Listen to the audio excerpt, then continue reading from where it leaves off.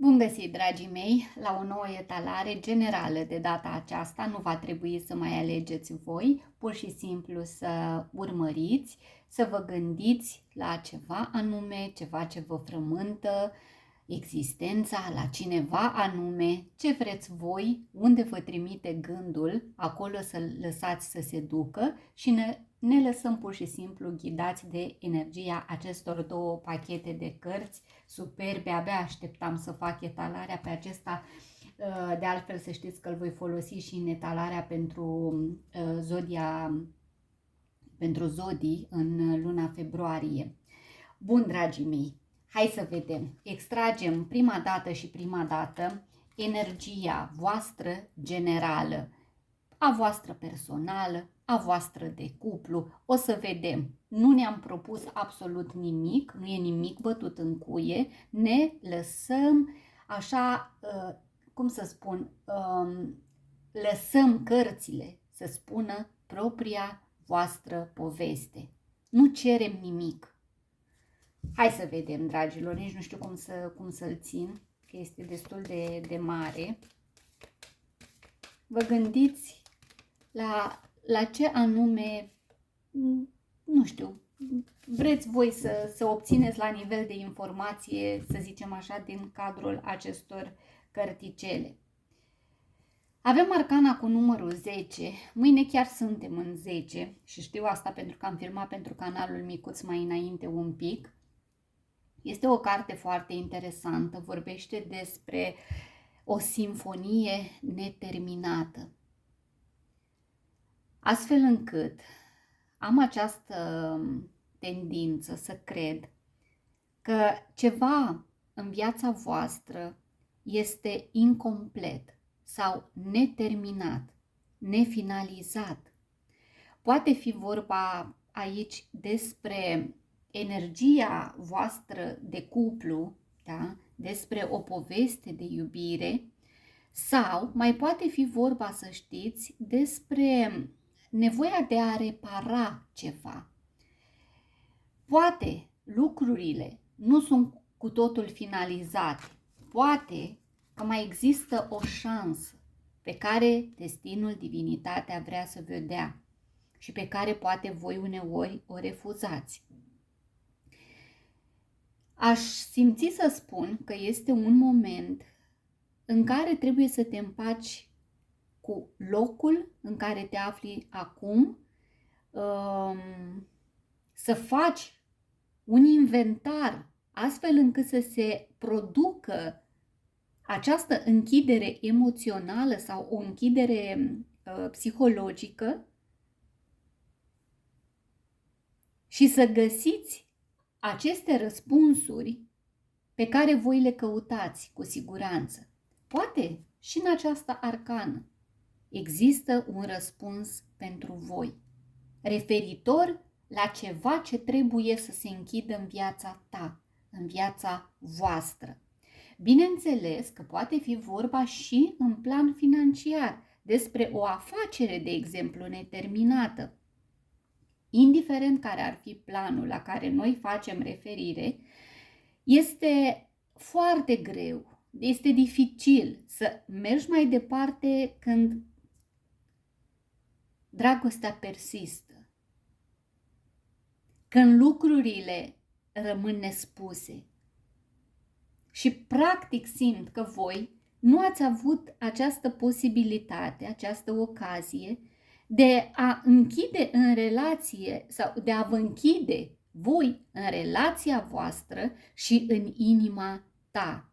Pentru că te poți simți încă legat în conexiune cu omul ăsta când închiderea ți se refuză. Eu asta simt aici.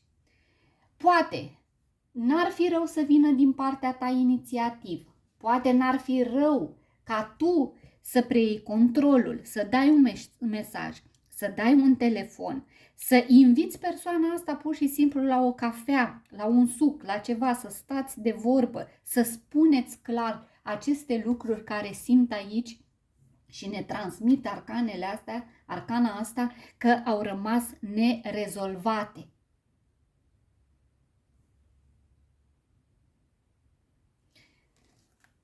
Ia să vedem, să vedem.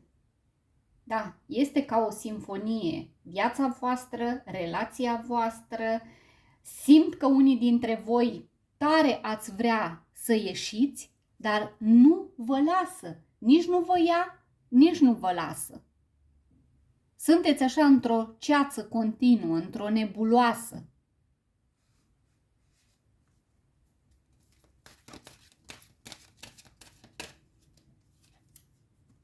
Exact. Dualitatea. Vedeți cum a apărut? Yin și yang. Pasiv, activ. Intuitiv, logic. Cifra 22, cifra 4 sau cifra 2. Este un ciclu de viață energetic care, Doamne ajută, are toate șansele să se finalizeze, având aici cifra aceasta 10 care vine cu un final. Dar, referitor la finalul ăsta, asigurați-vă că finalizați proiectele acum, înainte de a începe altele noi.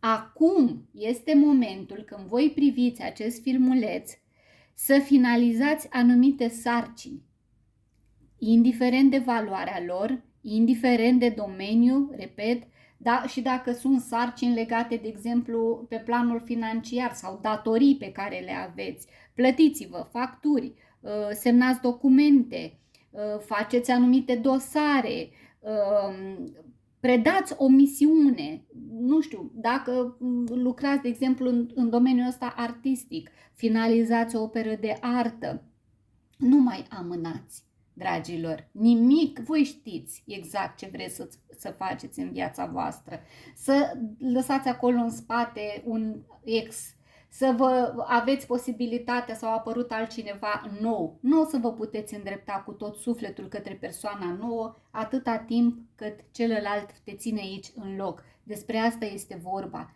pentru că tu ai parcă energia necesară, ți-ai dori, ești împăcată cu ideea, o accepți chiar, dar celălalt nu te lasă și nu te lasă prin ce? Prin forma aceasta de a nu comunica. Pentru că posibil aici să fie energia unei persoane nu neapărat duale, cât egoiste. El nu are puterea pe care voi o aveți, parcă nu mergeți chiar așa umăr la umăr, dar nici nu are puterea să vă lase, pentru că el știe sau ea știe că s-a hrănit cu ceva bun din partea voastră. Dar orice formă de amânare, dragii mei, este o formă de autosabotaj. Asta vrea să ne spună această arcană și că nu este nici de cum în interesul vostru, în interesul tău, celui care privești aici, să stai și să mai aștepți ceva ce cine știe când s-ar putea materializa. Pentru că, vedeți voi, ciclul ăsta de viață energetic la care face referire această arcană cu Yin și Yang sunt exact două forme. Fiecare dintre noi avem și partea noastră de masculin și partea de feminin. Ideea este în felul următor. Unul te cheamă să fii, pasiv, să refuzi, iar celălalt te cheamă să preiei controlul, să fii activ, o atenționare aici ar fi, pentru că văd și această tendință spre impulsivitate. Dacă facem referire la Yin, atunci e ca și cum ai lăsa pe celălalt să facă prima mișcare. Tu nu mai vrei să faci lucrul ăsta, tu te-ai săturat, tu consideri că ți-ai îndeplinit misiunea ta în această relație și îl lași pe celălalt să facă ce crede el, când crede el și cum crede el. Uite, a zburat această carte, exact, este arcana cu numărul 19, vorbește despre odihnă care te poate modela, te poate întineri, te poate readuce la viață.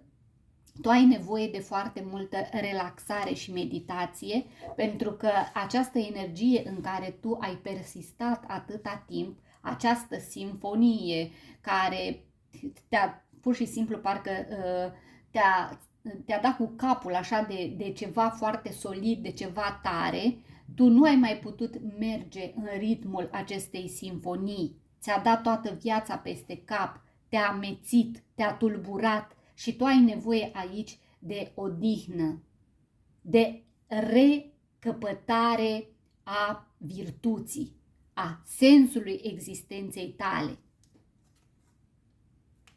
Vorbim aici, să știți, dacă ați reușit să faceți lucrul ăsta, avem aici și o ciclicitate, văd această dorință a ta împlinită. Tu știi la ce face referire această arcană. Dacă face referire la a obține o sumă importantă de bani, de a obține jobul dorit, de a avea relația mult dorită cu omul pe care tu îl iubești, de a orice profunzime, orice formă de abundență și orice dorință pe care tu ți-o voi pune și o vei adresa Universului în perioada imediat următoare, are șanse extraordinar de mari să fie materializată. Nu trebuie să picați nici în cealaltă latură și să aveți încredere excesivă în cineva. Nu trebuie să forțați modul de a gândi al celuilalt, adică nu trebuie să modelați nimic. E foarte important să și gândiți înainte de această acțiune, pentru că să nu cumva să te găsești într-o situație care să te conducă la niște consecințe cumva incomode. Trebuie să vă asigurați că doriți cu adevărat ceea ce urmăriți, pentru că s-ar putea să vă pară rău când îl primiți, lucrul respectiv. Aici o persoană în viața voastră clar v-a supărat, v-a încurcat ca și cum voi ați avut un drum, ați mers pe el destul de lin, destul de constant și la un moment dat omul ăsta a apărut și v-a încurcat aici toată existența. Îmi scria, dacă nu mă înșel, pe celălalt canal mic, o doamnă ieri, îmi spunea că vă urmăresc, doamnă, de nu știu cât timp și că nu se întâmplă nimic. Da, dar vedeți, nu e suficient să stăm, să ascultăm și atât. Uneori trebuie să și trecem la acțiune. Trebuie să facem o prioritate din a acționa. Cei din jurul vostru nu au de unde ști ce vreți voi să faceți, nu vă pot citi gândurile. Așa nici universul, dacă voi nu-i spuneți ceea ce doriți să faceți. Și poate chiar persoana asta de a și lăsat așa treburile aici nerezolvate. Și vă încurcă și pe voi. Și se încurcă și pe el sau și pe ea până la urmă. Pentru că nu are putere, dar voi o aveți și trebuie să o folosiți. Și să o folosiți în folosul vostru, personal, și dacă mai e vreo șansă, poate și în folosul vostru ca și cuplu.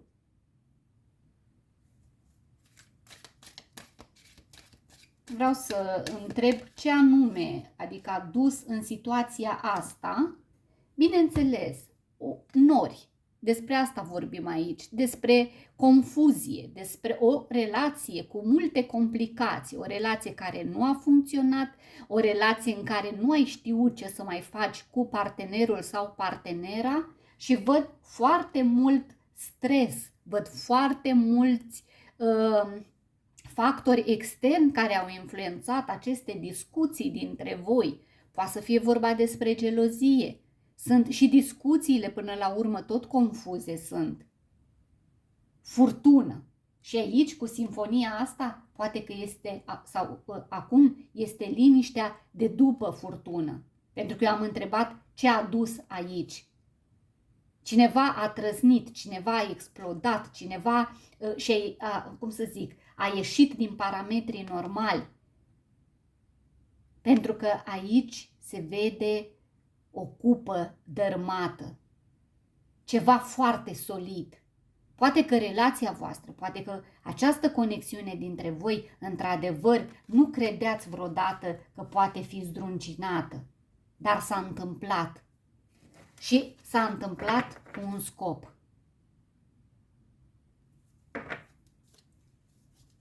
Poate altceva mai bun dorea să vină în viața voastră. Exact. Prosperitate, abundență, ești în siguranță și ai foarte multe oportunități în plan financiar și personal. Adică, cu alte cuvinte, nu era pentru tine. Nu era suficient de bun. Ceva a lipsit. Poate a lipsit chimia, poate a lipsit dorința de a ajunge în același timp în locul pe care voi vi l-ați propus împreună.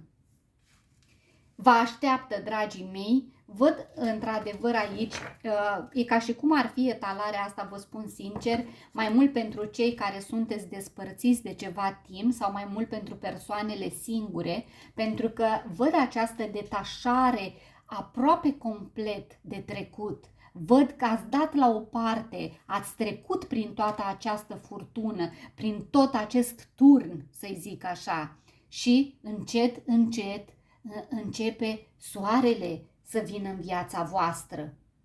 Până ajungeți la această formă, corn al abundenței, aveți cheia. Această tânără are aici cheia la gâtul ei pentru a deschide această poartă și a ieși din vechi, a ieși din ceva care erați strânși acolo.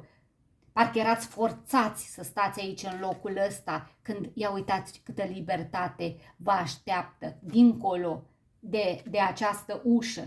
Și la baza pachetului aici avem noi începuturi în finanțe, în carieră, veți avea o oportunitate neașteptată.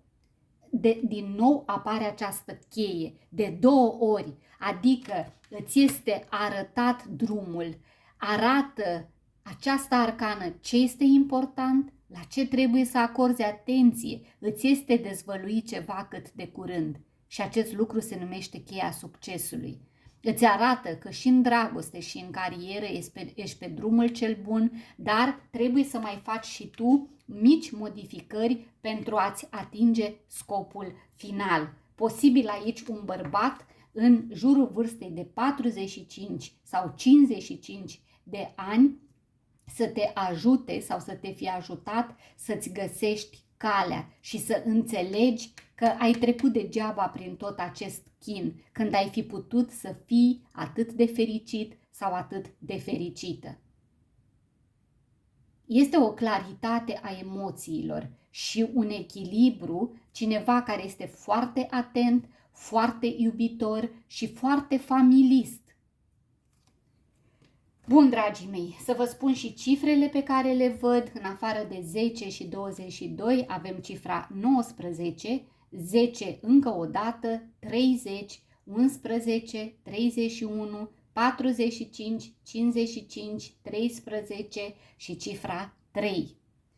În speranța că v-ați regăsit, da?